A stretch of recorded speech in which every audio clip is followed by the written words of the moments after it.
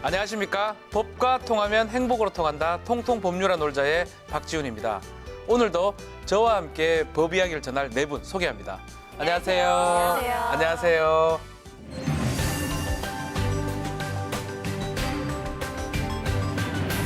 또 오늘 기분이 다 화사해졌네요. 지난주에 여기 계신 우리 워킹맘들하고 출산, 육아, 교육 등 2018년에 달라지는 제도에 대해서 얘기를 했는데 아직 반도 못했습니다. 그래서 반은 오늘 쭉 이어가도록 하겠습니다. 네, 오늘 전해드릴 내용은요. 이 남녀노소, 즉 대부분의 모든 분들에게 유익하고 공감 가는 내용들이 많습니다. 먼저 네. 도로교통법. 도로교통법. 알아볼 거고요. 네. 그 외에도 요새 여행하시는 분들 많이 늘어나고 있어요. 그런 여행객들에게 또 도움이 되는 법들, 내용들, 그리고 마지막으로 군복무와 관련된 내용까지 예. 네, 짚어보겠습니다. 예, 자 그러면 오늘도 알아두면 쓸데있는 2018년 달라지는 제도에 대해서 알아보도록 하겠습니다. 먼저 첫 번째, 올 초에 가장 많이 접했던 뉴스인데요. 출근길에 사고가 났을 때 업무상 재해로 이제 바로 인정이 된다면서요. 네, 지금까지는 사업주가 제공한 교통수단이나 네. 그에 준하는 교통수단을 이용하는 등 그렇죠. 사업주의 지배 관리 하에서 출퇴근 중에 발생한 사고만 업무상 사고로 인정했다고 합니다. 그러니까 이게 무슨 말이냐면 회사 통근버스 타거나 회사에서 뭐 제공하는 차량 타거나 그렇죠. 그때 사고만 인정한다. 이렇게 됐었기 때문에 그 이외의 것은 모두 업무상 재해로 인정받을 수는 없었습니다. 실제로 몇 가지 네. 사례를 좀 들어보면요. 집이 멀어서 대중교통 대신에 자가용을 이용해서 이제 출근하던 근로자가 한 명 있었어요. 근데 이제 이분이 회사 그 가까운 곳에다가 차를 주차하고 걸어가다가 미끄러져서 허리를 다친 거예요.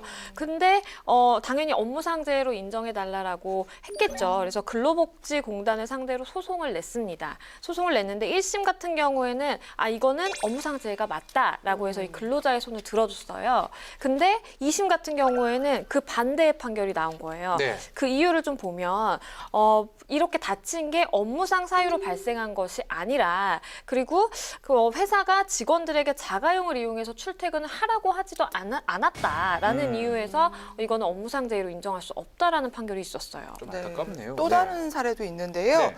자전거를 타고 이제 근로자가 건설 현장으로 근무를 하기 위해서 출근을 하는 도중에 승용차랑 부딪혀서 사고가 난 거예요. 네네. 근데 업무상 재해로 인정해 줄 것을 이제 요청을 했겠죠. 근데 받아들여지지 않았습니다. 이 사건 역시 법원이 근로복지공단의 손을 들어준 건데요. 네. 자전거는 회사에서 지급한 것이 아니다. 그리고 건설 현장과 그 숙소가 600m 정도밖에 떨어져 있지 않았다. 그렇게 도보로 충분히 출근할 수 있었기 때문에 청구를 기각한 것입니다. 이뿐만 아닌 것 같아요. 제가 판례들을 좀 검토를 해보니까 퇴근 후에 회식을 하면서 대중교통으로 좀 이동한 경우 이런 경우도 이제껏 좀 산재로 인정받는 경우도 있었지만 받지 못한 경우가 좀 많았다고 지금 보입니다. 그렇죠. 대부분 출퇴근길에서 난 사고 산재로 인정되기 참 어려웠는데, 근데 이 출퇴근 시간이 이게 그 시간 자체가 만만치 그렇죠. 않습니다. 한 설문조사에 따르면요, 직장인에게 하루 평균 출퇴근 시간으로 얼마가 걸리냐 물어봤더니 101분 정도 걸린다고 했어요. 그러니까 한 1시간 40분 정도 아. 출퇴근 다 합쳐서요. 이걸 주 5일 근무로 가정을 한다면요, 한 달에 약 37시간을 출퇴근하는 데만 야. 사용한다는 거거든요.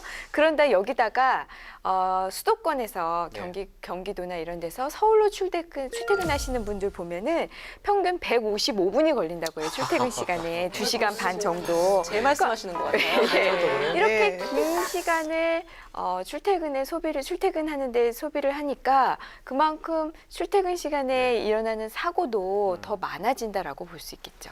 네, 저도 이제 자차를 운전을 했었는데 네.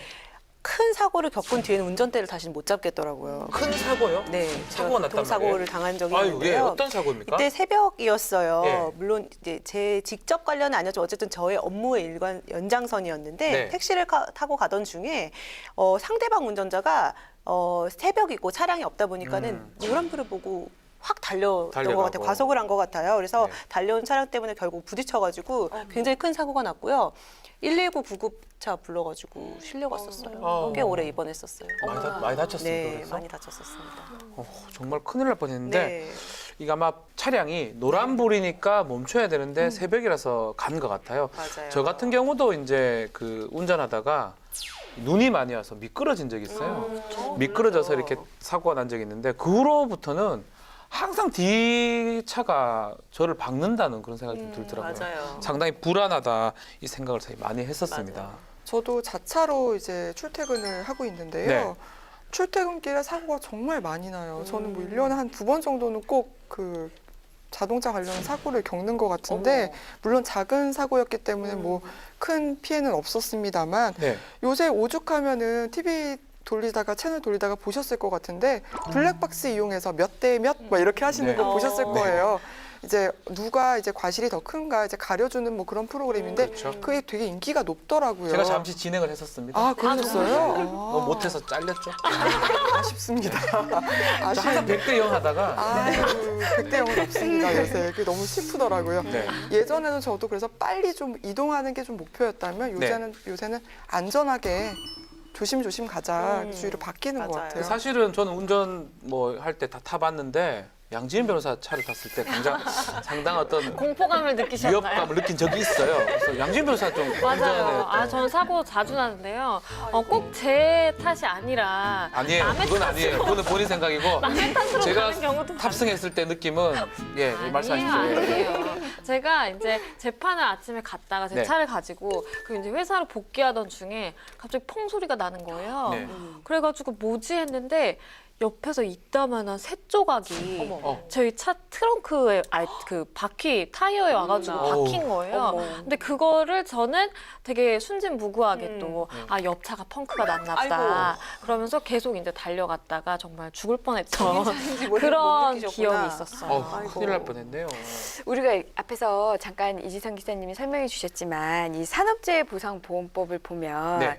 그러니까 사업주가 제공한 교통수단, 뭐 통근버스라든지 이렇게 사업주의 어떤 지배관리하에서 출퇴근하다가 사고 난 경우에만 산업재해로 인정이 됐어요. 그러다 보니까 요새 통근버스 타고 다니시는 근로자분들이 거의 없죠. 아마 네, 우리가 사고 나서 맞아 출퇴근길에 사고 당했다면 산업재해 인정되기는 굉장히 어려웠을 거예요. 네. 그런데 공무원은 좀 달라요. 공무원은 이 산업재해보상보험법이 아니라 공무원연금법 적용을 받거든요. 근데 공무원연금법에 보면 통상적인 경로와 방법으로 출퇴근하던 중에 발생한 사고로 인한 부상을 산업재해 형식으로 인정을 해서 보상을 해줍니다. 그러니까 내가 평상시 어떤 그 내 직장으로 가는 일반적인 방법을 이용해서 그 직장에 갔다가 사고가 나면은 보상을 받는 거예요. 그러니까 아니 공무원만 보상받고 그러네요. 공무원이 아닌 사람은 보상을 안 해주냐 하면서 말들이 많았었어요.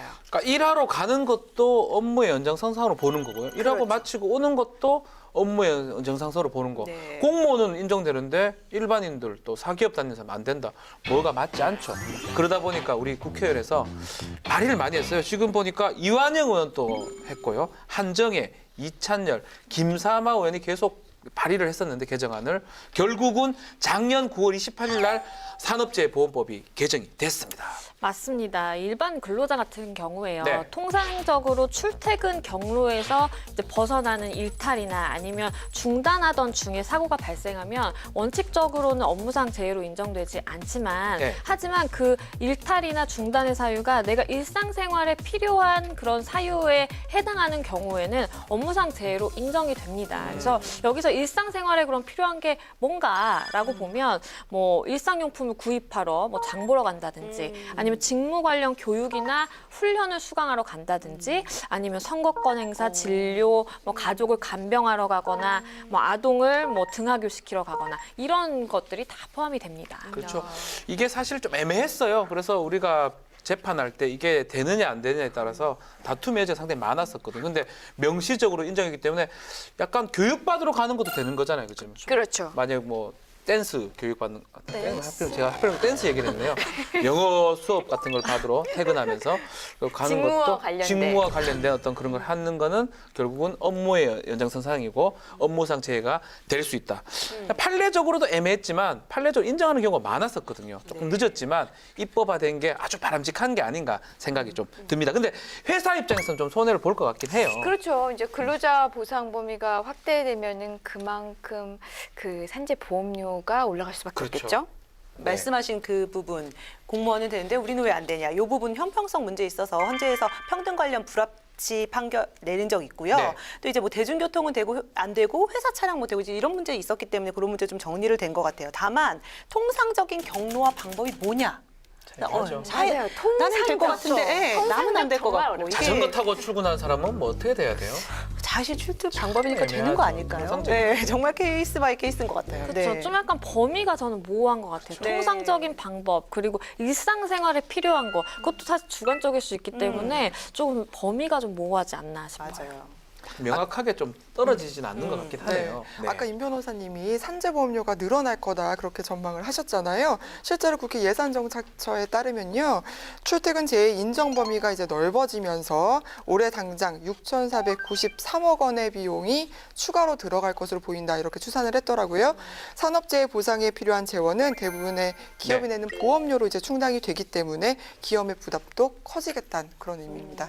근데 기업 입장도 좀 봐야 될 것 같아요. 상황이 이렇다 보니까 출퇴근 관련돼서는 무조건 기업이 묻지도 따지지도 않고 다 이제 보험 처리를 해줘야 되는 그런 상황이 생기는 건데 보상을 해줘야 되는데 그러다 보니까 정말 도덕적 해이가 좀 문제될 수 있어요. 아니면서 그렇죠. 자신 놀러 가면서 아니다 출근한다 퇴근할 때 정상적 경로였다.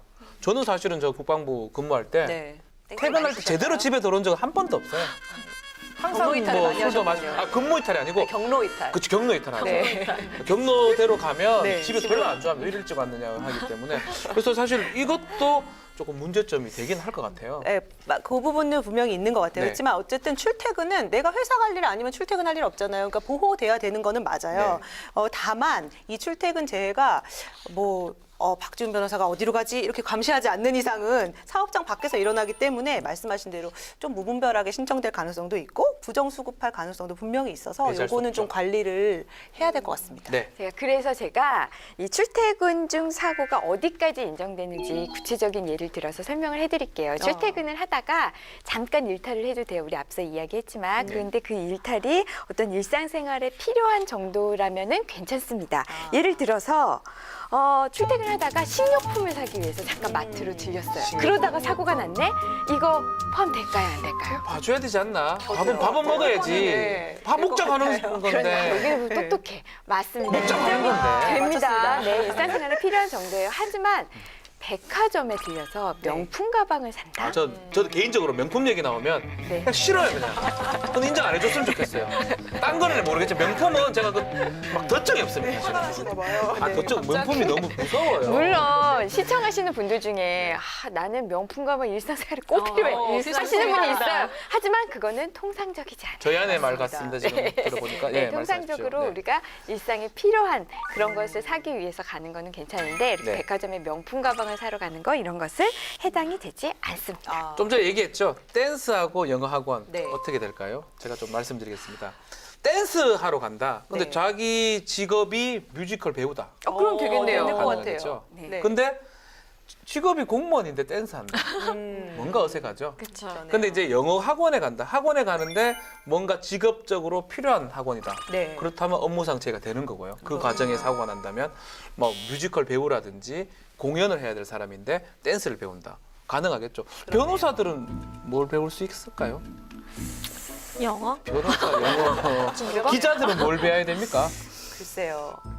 글쓰기 요령? 아유, 우리는 사실은 뭐 뭘 배운다고 될 일이 아닌 것 사실 같아요. 엮으면 다 엮일 수 있는 거 아닌가요? 그럴 것 같아요. 네, 약간. 그런 느낌이 들 것 같아요. 또 사례를 좀 살펴보면 그 선거 참여일 경우에도 그건 일상생활의 범주에 포함된다고 보거든요. 네. 그래서 출퇴근길에 내가 대통령 선거에 참여하기 위해서 간다. 그러면 인정이 됩니다. 해줘야죠. 그렇습니다. 선거하라는데. 그렇습니다. 예. 하지만 내 라틴 댄스 동호회장에 선거를 위해서 내가 잠깐 댄스 동호회장 네, 투표. 라틴 댄스 동호회 이제 회장님을 선출하기 위한 그 투표는 안 된다라는 네. 거고요. 그리고 출퇴근을 하다가 내가 뭐 신문을 구입하거나 뭐 차량을 주유하거나 커피를 사거나 이러기 위해서 그 매장 안에 머물렀을 때 네. 그러다가 매장 안에서 사고가 난 경우에는 인정이 되지 않아요. 아, 매장에서? 네, 그렇습니다. 하지만 거기에 밖에 나와서 어디론가 가다가 집으로 가다가 이제 움직이다가 사고가 나면 인정이 되는데요.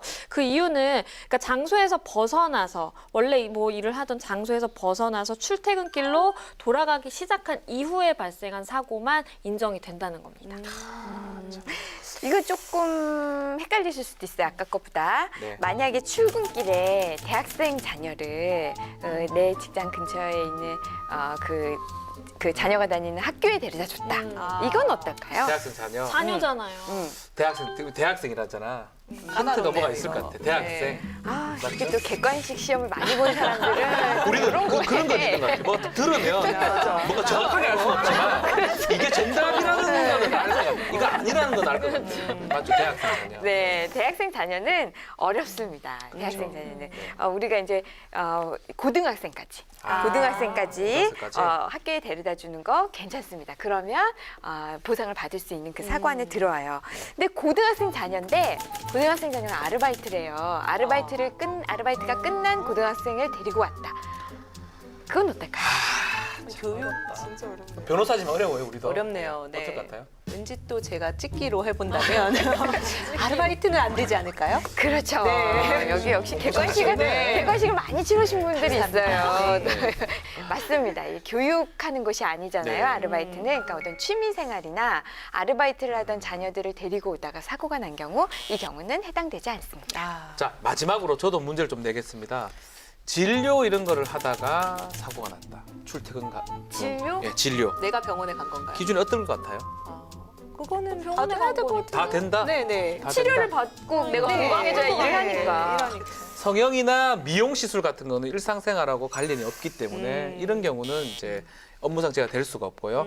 일반적인 어떤 병원 진료라면 업무상재가 될 수 있습니다. 또 입원한 부모님을 정기적으로 방문하고 또 간호하기 위해서 병원을 가다가 사고 났으면 업무상재로 인정이 되지만 한 번 갔을 때는 조금 인정받기 어렵다고 얘기를 하고 있습니다. 이거는 좀 되게 박한 것 같아요. 너무 네. 어려워요, 이거. 좀 상식에 네. 맞추면 될 것 같긴 한데요. 일단은 출퇴근 재해 보호 범위가 좀 확대가 된 이후에 첫 사례가 승인이 됐는데요. 퇴근 중에 넘어져서 다친 A 씨에게 근로복지공단이 곧바로 재해 조사에 들어가서 승인을 내렸는데요. 앞으로 A 씨는 치료비 등의 요양급여, 휴업급여 그리고 만약에 치료 후에 신체 장애가 네. 남을 시에는 이제 그때 지급되는 장애급여 등을 수급을 받게 됩니다. 그렇죠. 공단에서 요양급여하고 또 쉬었을 때 하는 휴업급여하고 또 장애급여까지 이제 주기 때문에 근데 예전에는 이게 다툼의 여지가 많아서 소송까지 가는 경우가 많았습니다. 그렇지만 법이 바뀌었기 때문에 직접 근로복지공단에 제 신청이라든지 상담을 하면 받을 수 있을 거라고 생각이 듭니다. 말 나온 김에 이 도로 관련된 거 다시 한 번 더 얘기를 해야 될 것 같습니다. 달라지는 도로교통법규는 어떤 게 있습니까? 제가 그중에 관심 있는 거 한 가지 먼저 네. 말씀드리고 싶어요. 음주운전을 많이 단속하잖아요. 네. 만약에 내가 걸렸다. 그럼 내 차는 어떻게 되는 걸까요? 경찰관이 운전해 줍니다. 저는 적 몰랐어요. 있어요. 네. 그래요? 그러니까 너무 이상하지 않나요? 갑자기 단속하던 경찰관이 운전을 하나요? 착해져요. 맞아요. 경찰이 직접 운전해서 경찰서나 집으로 갖다 준대요, 차를. 그쵸. 저는 너무 이게 특이하다고 생각했거든요. 이게 왜 그러냐면 네. 음주 단속을 했는데 그것을 만약에 계속 운전하게 만들면 음주운전죄 방조죄가 될 수가 그렇죠. 있어요, 경찰이. 맞아요. 막 그러다 보니까 어떻게 해야 될지 고민을 많이 했는 걸로 보이고 그리고 새벽에 단속을 하는데 새벽에 무슨 대리운전 기사를 부를 수도 없고요. 또 술에 만취돼 있다면 또 더 힘들기 그렇죠. 때문에 단속했던 경찰관이 직접 지금 하는 건데 2016년인가요? 8월 달에 음주 차량을 직접 운전하던 경찰관이 사망한 사건이 있어요. 아이고. 맞습니다. 그래서 4월 25일부터 음주운전에 적발된 차량에 대해서 견인 조치를 의무화합니다. 또한 견인 비용이 들잖아요. 네. 그 비용 같은 경우에는 당연히 운전자 물어야지. 운전자에게 자기가 부담이 했으면서. 예. 근데 맞죠? 이거 당연한 거 아닌가요? 그니까요. 그러니까 여태껏 안 됐다는 게 지금까지 너무 전 충격적이었어요. 저는 맞아요. 그 음주운전 단속할 때 걸려서 줄 지어서 이렇게 줄 맞춰서 서 있는 차량들은 봤는데 이 차량들은 발레 파킹 해주시는 거잖아요. 그거. 발레 파킹이죠. 예. 이게 너무 충격적이지 않나요? 이런 발레 규정이 파킹인데. 이제서야 생겼다는 게 너무나 충격적입니다. 네. 또 이제 이런 얘기를 들으니까 이제 앞으로 음주 단속 현장에는 견인 차량들이 이렇게 좀 쫙 있는 그런 그런 현상도 발생하지 않을까 하는 생각도 드네요. 이쯤에서 한번 지금 현재 우리나라 음주운전 사고가 어느 정도인지를 한번 짚고 넘어가 볼게요. 행정안전부 자료에 의하면요. 지난 5년간 연평균 교통사고 사상자가 34만 3,410명인데요. 네. 그중에 13%인 44,666명이 음주운전이 원인이었다고 해요. 즉 100명의 그러니까 100명이 교통사고로 사망하거나 다쳤다고 했을 때 그중에 13명은 음주운전 때문이라는 건데요. 이게 하루 평균으로 따지면 122명이나 무려 122명이나 사망하거나 다친다고 합니다. 지금 우리가 이 프로그램을 통해서도 음주운전에 대해서는 몇 번을 이야기한 것 같거든요. 어떤 네. 규제가 생긴다, 어떻게 한다라고 했는데도 그럼에도 불구하고 하루에 122명이라는 것은 많네요. 아직도 지금의 규제가 부족하다는 뜻 아닌가라는 생각이 들어요. 그러니까 저도 이제 뭐 판사도 한 적도 있고 지금 변호사하면서 음주운전 상담을 하는 적이 있습니다. 그렇지만 거의 획일적으로 벌금을 매기고 뭐 집행유예를 하기 때문에 변호사가 도움을 줄 수가 없습니다. 별로. 초범이면 모르겠는데 대부분 재범 3범이 돼요.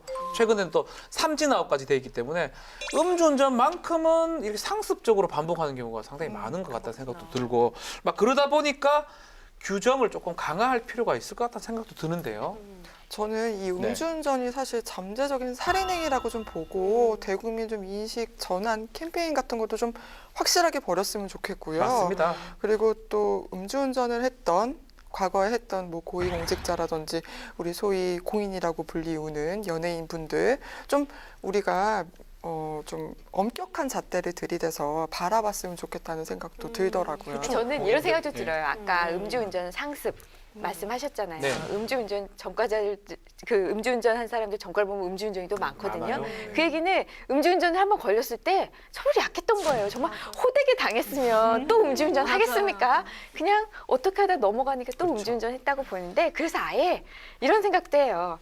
그 운전대 시동 걸 때 앞에 호스 같은 게 하나 있는 거예요. 그래서 후 부르고 괜찮으면 시동이 걸려. 맞아요. 그 이런 생각을 생각까지도. 했는데 옆에서 불어주면 방조. 그렇죠. 옆에서 보조석에서 불어주고 운전하고 뭐 제 생각입니다. 근데 이게 꿈 같은 얘기가 아니라 실제로 하고 있는 국가들이 있어요. 아, 진짜요? 음주운전자한테 전자발찌 채우는 것처럼 오. 약간 운전을 제동을 거는 거죠. 그래서 일부 국가에선 이 장치가 대중교통 차량에는 의무화돼 있고 또 스쿨버스에도 달려있는 경우가 있대요. 이거 정말 더 위험하니까요. 그렇죠. 그래서 처벌을 아무리 해도 정신 못 차리는 경우에 아예 너희는 운전하지 마라. 이렇게 그냥 맞아요. 그렇게 못하게 해야 하는 돼요. 거. 예. 네. 그래야 실제로 될 실행되고 것 있답니다. 괜찮은 뭐 생각이는 저는 그냥 네. 농담 삼아 얘기한 줄 네. 알았는데 정말 불어야지만 근데 운전이 그 장치가 되고. 뭔지는 궁금하네요. 정말 후 부는 걸까요? 그러니까 뭐 이렇게 혈액의 나나 같진 농도? 않지만 예, 실제로는 시동 자체가 걸리지 않게 당신은 돼요. 지금 음주 중이라서 운전할 수가 없습니다. 이렇게 나오나요? 죄송합니다. 나오진 않겠죠.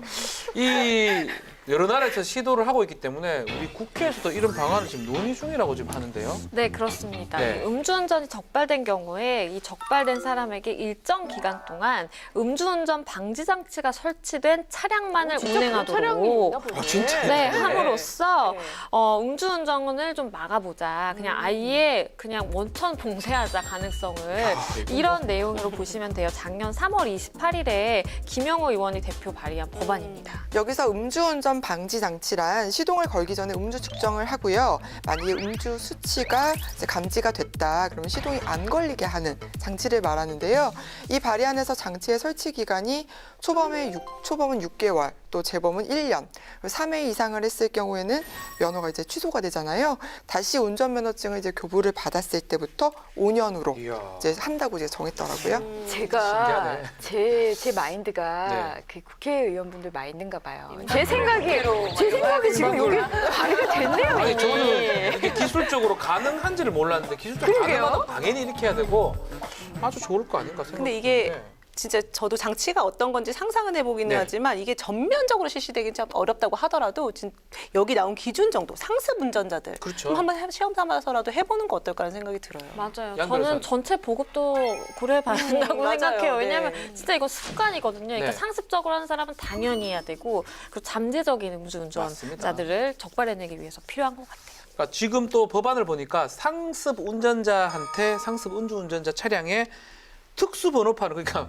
빨갛게 해가지고 소주를 마시는 운전자입니다 이렇게 보시면 붙인다는. 약간 망신을 그쵸. 주자라는 맞아요. 느낌이 네. 좀 있어요. 아. 그 음주운전으로 면허 취소를 받은 사람이 취소 처분을 네. 받은 사람이 다시 그 운전 면허증을 따서 운전하는 경우가 있잖아요. 네. 그때 해당 운전자 소유의 자동차 등 그 번호판에다가 특수 문자를 추가한 특수 번호판을 한 2년 정도 특수 문자요? 예, 붙이게 하는 거예요. 그래서 이제 사람들로 알고 저 차 저거 음주 운전자가 모는 차량이네. 그래서 옆 사람들한테 너무 창피한 것 같아요. 너무 창피하죠. 네, 이래서 어쨌든 이 음주 운전과 그 사고를 예방하자라는 그 취지로요. 작년 9월 5일 이동섭 의원이 대표 발의안이 있습니다. 특수 문자가 번호판에 뭐 술자를 적어놓는다든지. 뭐 이런 것처럼. 예. 네. 저거 음주 운전 20일 술가 뭐 이렇게 나오는.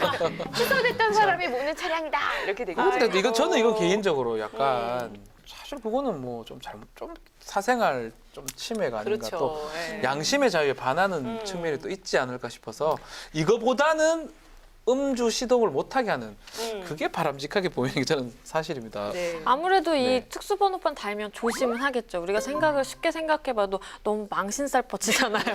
근데 그렇기 때문에 내가 만약에 걸렸어요. 특수번호판을 달아야 된대요. 그러면 가족 명의로 이렇게 싹 해가지고 가족 차량만 타고 그럴 다닌다거나 수도 있겠죠. 이 망신살 뻗침을 방지하기 위해서 그냥 편법을 쓸 것 같아요. 맞습니다. 음주운전 방지하기 위해서 뭐 달라진 도로교통법도 뭐 중요하지만 음주운전은 살인행위라는 거를 운전자 스스로가 그러니까 0.03으로 낮춘다 그러거든요. 그 측정 기준을. 그러니까 한 잔만 마셔도 되니까 걸리니까 절대로 술 마시면 운전하면 안 된다. 그 말씀을 드리고 싶습니다. 그 밖에 달라지는 교통법규가 상습 교통법규 위반자를 특별 관리하는 것도 있고요. 고속도로에서 앞지르기, 이 좌측으로 해서 앞지르기하죠. 앞지르기 통행 기준 완화도 있고 지정 차선제 간소화도 있는데 저 좀 이거 궁금한데 메탄올 워셔액 사용 금지 이거는 뭡니까? 네, 그 자동차용 워셔액이 그 주로 이제 메탄올이 많이 쓰였어요. 네. 왜냐하면 메탄올이 우선 어는 점이 낮아서 추운 겨울에도 이 자동차 용액이 얼질 않습니다. 그렇죠. 어는 점이 낮은 이 장점이 있고요. 또 무엇보다 가격이 저렴해요. 그래서 메탄올을 많이 사용했는데 문제는 이 메탄올이 인체에 닿으면요. 무서워요. 중추신경계 나아가선 실명까지 에이? 예, 유발할 수 있는 1급 발암 물질로 변한다고 해요. 실수로 창문 열어놓고 워셔액을 이렇게 누르면 그러니까요. 안으로 들어오는 경우가 있습니다. 그런 기억이 한 3-4번 있습니다. 근데 또 이게 시원하네 이렇게 생각했었는데. 이게 흘러내려서 차량 내부로 들어오는 경우가 있다고요. 네. 왜 밖에만 쓰는데 무슨 상관이라고 말할지 모르겠는데 이게 밖에 앞유리 타고 안으로 들어온다는 들어와서. 거죠. 예, 그럼 그게 이제 인체 흡수의 가능성이 이제 크다고 하고 그래서 미국이나 독일 같은 경우는 이 메탄올 워셔액 사용 아예 못하게 한대요.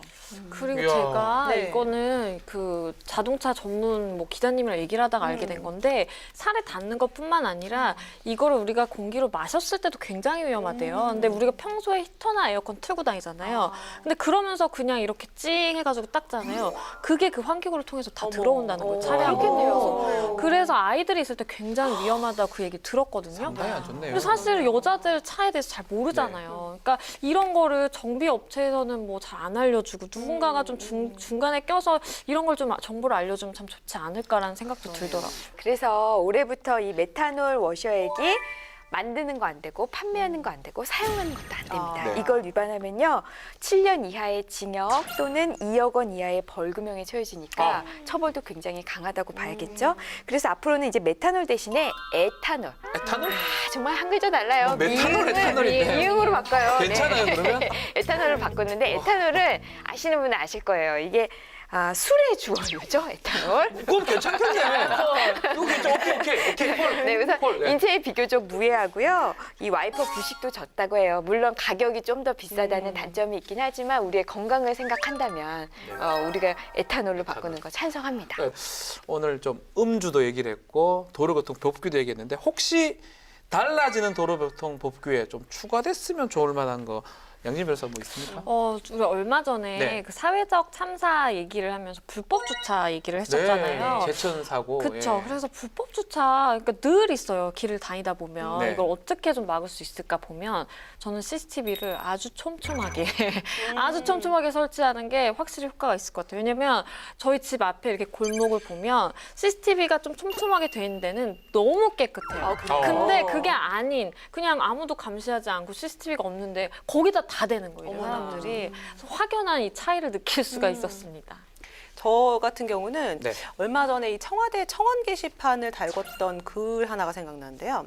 경사진 주차장에 경고 문구 의무화와 자동차 보조 제동 장치 의무화를 요청합니다라는 제목의 글이었어요. 그래서 놀이공원 이 경사로에 주차한 차가 미끄러져가지고 네 4살짜리 아이가 이제 숨진 사고, 이 사고를 겪은 엄마가 나 같은 또 다른 피해자가 나선 안 된다라고 하면서 이제 청원을 한 거였어요. 그리고 이게 알아보니까 관련 법안도 이미 나와 있더라고요. 네.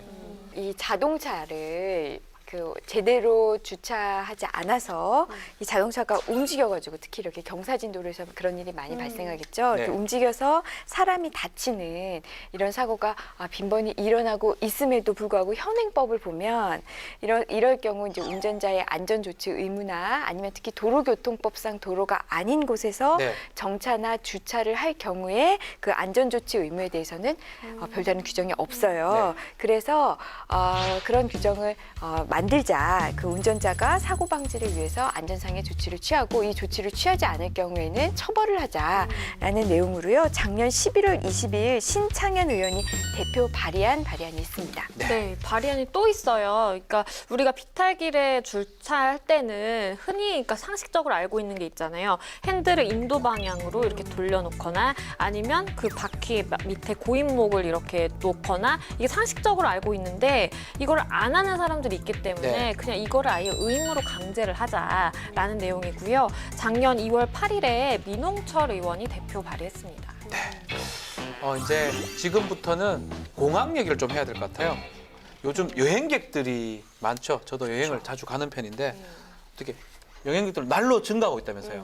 네, 맞습니다. 네. 지난 1월 14일 인천공항 1일 이용객이 또 최다를 기록을 했는데요. 네네. 21만 2,800여 명으로 5개월 만에 기록을 경신을 했어요. 이제 2터미널 개장도 했잖아요. 네. 그리고 곧 있을 동계올림픽까지 이제 겹치면 인천공항 이용객들은 더 늘어날 것으로 기대가 되고 있습니다. 제가 통계를 좀 보니까 얼마나 우리나라 사람이 여행을 많이 가냐면 작년에 여권 발급 수가 사상 최대입니다. 523만 건이라고. 와. 523만 건이요? 이게 그러면 서울 인구의 절반?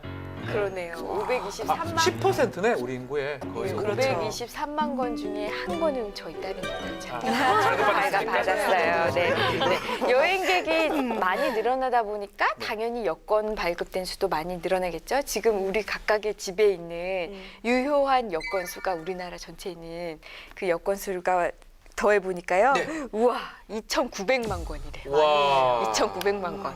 근데 이 여권이 국력을 상징한다는 거 아셨어요? 아, 그래요? 네, 여권이요? 이게 네. 우리는 이거를 갖고 있으니까 오래되게 되고 다닐 수 있는 곳이 무비자로 다닐 수 네. 있는 곳이 많아가지고 못 느끼는데 제 외국인 친구들 너무 부러워하더라고요. 오. 네, 그래서 보니까 2017년 세계에서 영향력 있는 여권 3위가 바로 우리나라 여권이고요. 아, 그래요? 네, 우리나라 여권 있으면 117개국에 무비자로 입국할 수 있고 우와. 40개국에서 즉시 비자가 발급되기 때문에 별도의 절차 없이 상대국에 입국할 수 있대요. 그러니까 파워가 이제 센 거죠. 그래서 돈 안 되면 굉장히 인기 있는 여권이에요.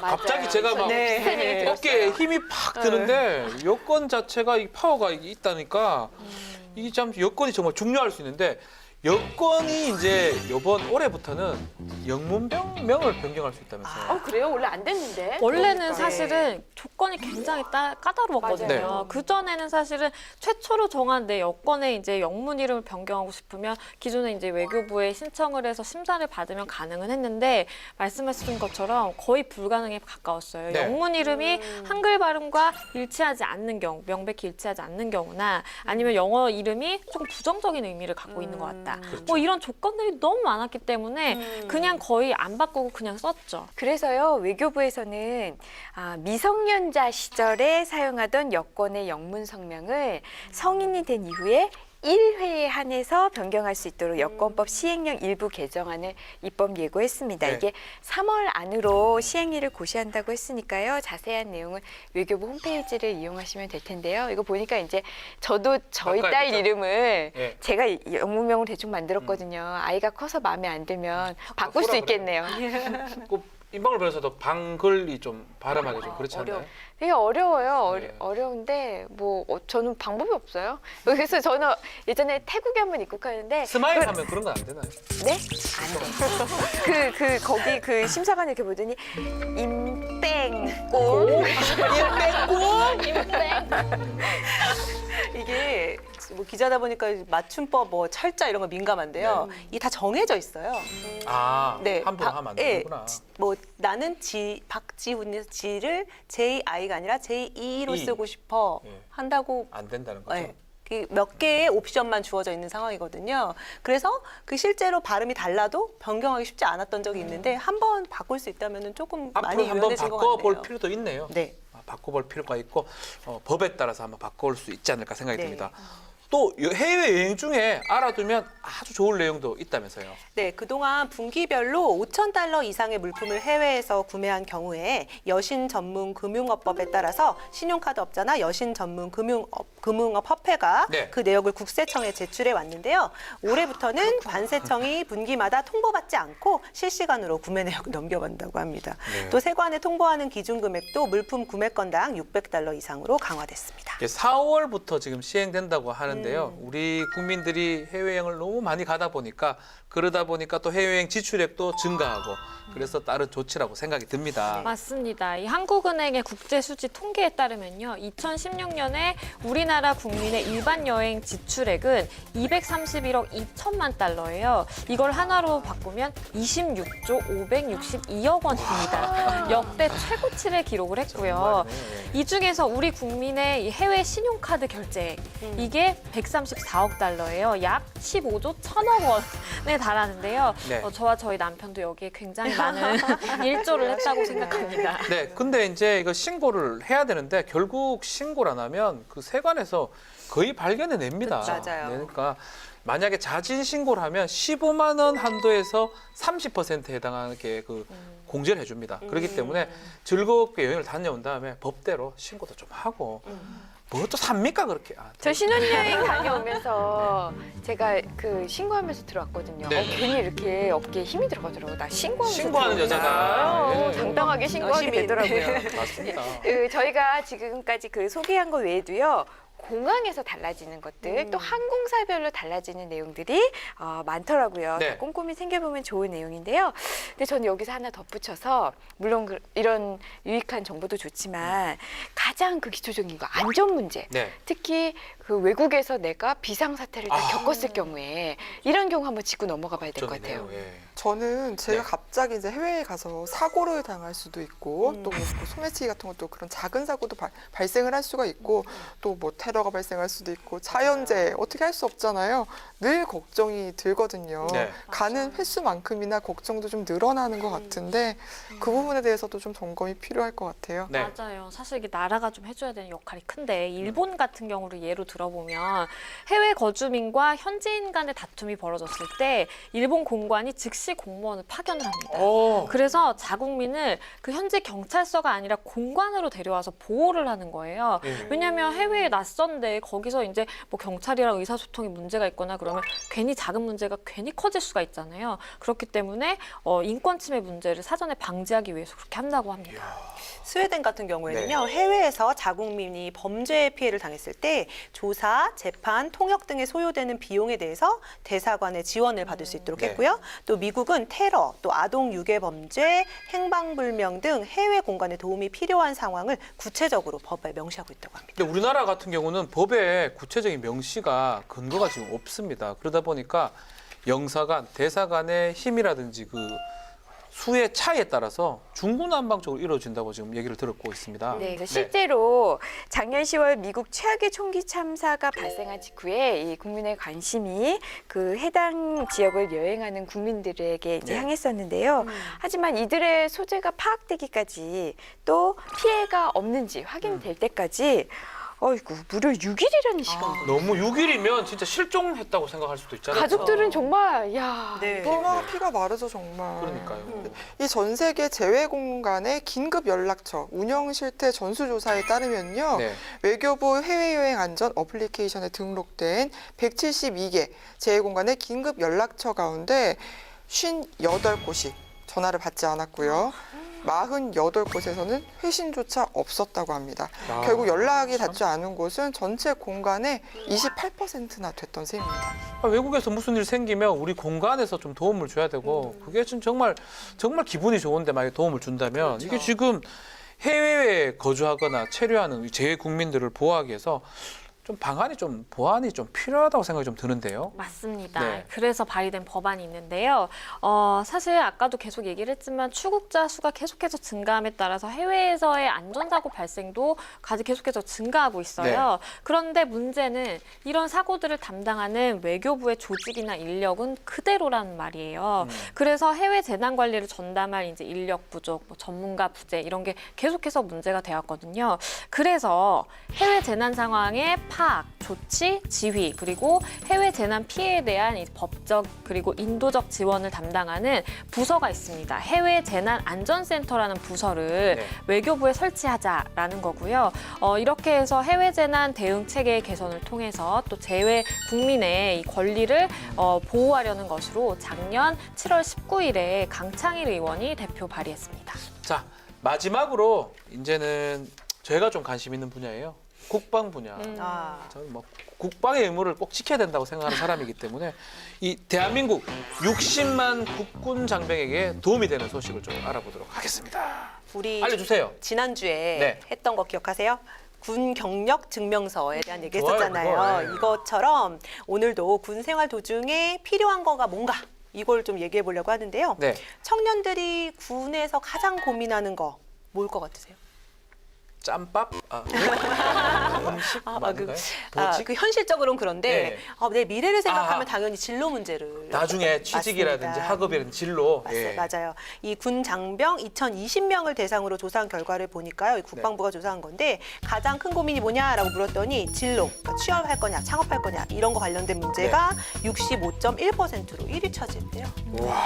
제가 전에도 말씀드린 적이 네. 있지만 제가 남동생을 최근에 군에 보냈던 사람으로서 저는 엄마 같은 마음으로 말씀하시네요. 저는 이 문제가 굉장히 마음에 와닿았는데요. 네. 제 동생이 군대에서 느낀 이제 점을 토대로 자기계발서를 출간을 했었어요. 그래서 그 책을 읽어보니까 갓 성인이 이제 된 친구들이 군대 입대를 하는 거잖아요. 어떤 고민을 하고 있는지 그래서 그것들을 담아서 이제 책이 발간이 된 거잖아요. 네.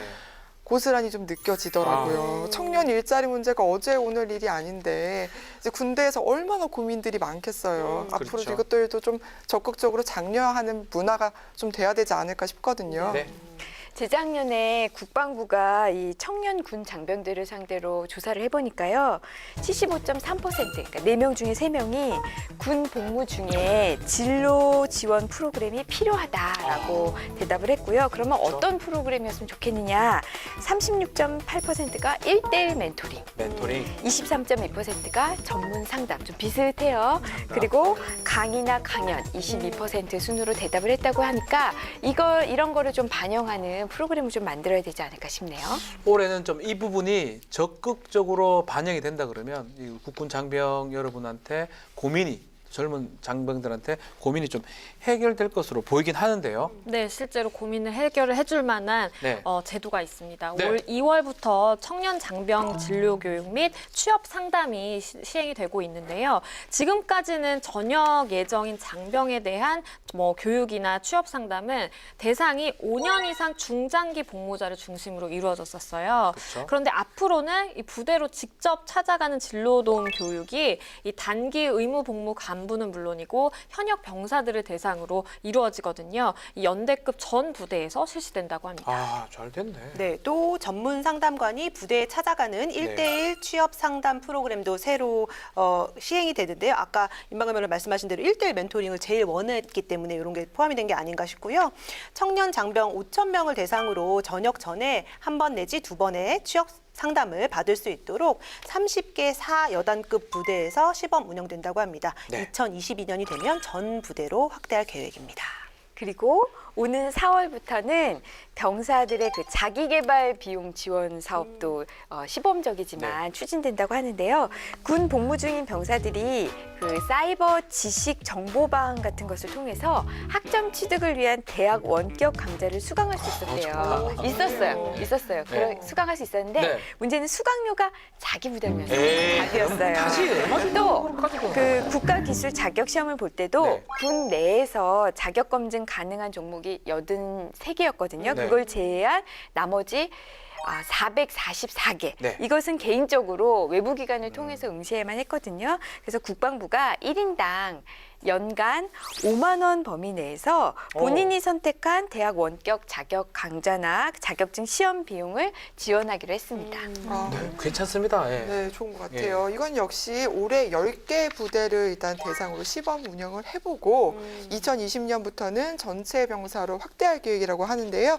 두 제도가 이제 장병들의 진로 걱정도 좀 덜어주고 또 나아가서 안정된 군 생활을 하면은 국가 안보도 걱정이 없지 않겠습니까? 그렇겠죠. 네. 맞아요. 사실은 제 남동생도 뭐 군대를 갔다 왔지만 네. 군대를 갈 때 그건 버리는 시간이라고 생각하고 맞아요. 갔죠. 대부분의 사람들이 그렇잖아요. 근데 그렇죠. 취업을 준비할 수 있는 기회다라고 좀 생각을 하면 인식도 좀 바뀔 것 같아요. 네. 네, 이게 진짜 좀 질이 좋아가지고 실제로 도움이 되면 정말 금상첨화고 그렇죠. 사실 그렇지 않아도 말씀하신 대로 버리는 시간이라고 생각하고 또 약간 불안하잖아요. 나 이거 그러네요. 뒤처지는 거 아닐까 이런 그렇죠. 생각이 들 텐데 심리적으로 좀 사회와 단절된 게 아니다라는 좀 안정감. 요걸 좀 하면 내가 다시 돌아가면 라이프 사이클을 좀 다시 올라탈 수 있을 거라는 좀 안정감을 주면은 그런 것만으로도 이제 말씀하신 대로 국가 안보에도 도움이 되지 않을까 예상이 되고요. 병사 공급 오른다고 하지 않았나요? 네, 올해 예, 이런 것들도 사기 진작 차원에서 비슷한 효과를 기대할 수 있지 않을까 뭐, 생각이 됩니다. 여러분들은 뭐 군대를 안 가보셨죠? 네, 안 가봤습니다. 군대 뭐 미래 생각할 만큼 그렇게 여유롭지가 않아요. 하루하루가 너무너무 힘들고 이 국방을 지키기 위해서 노력을 하기 때문에 사실은 국가에서 이런 취업 같은 것도 다 빈틈없이 해준다 그러면 하루하루 보람차게 국방 의무를 수행할 수 있는데 그런 것들을 좀 잘 지원책들을 운영을 좀 했으면 하는 마음이 군대 선배로서 좀 드리고 싶습니다. 그런 지원책이 잘 운영되려면 우리 어떻게 다시 한번 가보시겠습니까? 절대 안 가죠. 왜 갑니까 거기를? 전쟁 나면 가죠. 전쟁 안 나면 아유 그만히 했으면 됐지. 뭐 또 갑니까? 후배들이 가죠. 후배들 열심히 가야 됩니다. 아 깜짝 놀랐네 갑자기. 그 제일 무서운 악몽이 다시 군대 가는 꿈이에요. 그 두 번째 사법시험 새로 치는 두 가지 꿈을 꾸면 뭐 거의 하루 잠을 못 잡니다. 네. 자, 2주간 좀 얘기를 좀 나눠봤습니다. 올해 달라지는 2018년에 달라지는 제도들 나눠봤는데 좀 어땠습니까? 우리 알차게 좀 전달됐는 것 같습니까? 네, 이 개개인마다 관심 있는 분야들이 조금씩 다르시잖아요. 저희는 나름대로 이제 저희 관심 있는 분야 또 관심 가지실 만한 분야들을 네. 소개해드렸는데 그때 말씀드린 그 책자 네. 선생님 들고 계시죠? 이거 보시고 또 이제 사이트 접속하셔서 확인 좀 한 번씩 해보셨으면 좋겠어요. 이 책자에 모든 것이 나와 있고 우리 2주간 방송이 이 책자 보고 하여튼 얘기를 한 겁니다. 새로운 정책이라든지 제도를 얘기를 드렸습니다. 새 정책을 만드는 것보다 더 중요한 거는요. 개정된 내용이 잘 정착되고 시행되는 거 아니겠습니까? 그러기 위해서는 국민 모두가 알 수 있도록 널리 홍보하고 또 열심히 운영해 주시기를 진심으로 바랍니다. 그럼 다음에도 행복으로 통하는 법 이야기를 가지고 돌아오겠습니다. 감사합니다. Flying up, no ceiling when we in our zone. I got that sunshine in my pocket, got that good soul in my feet. I feel that hot blood in my body when it drops.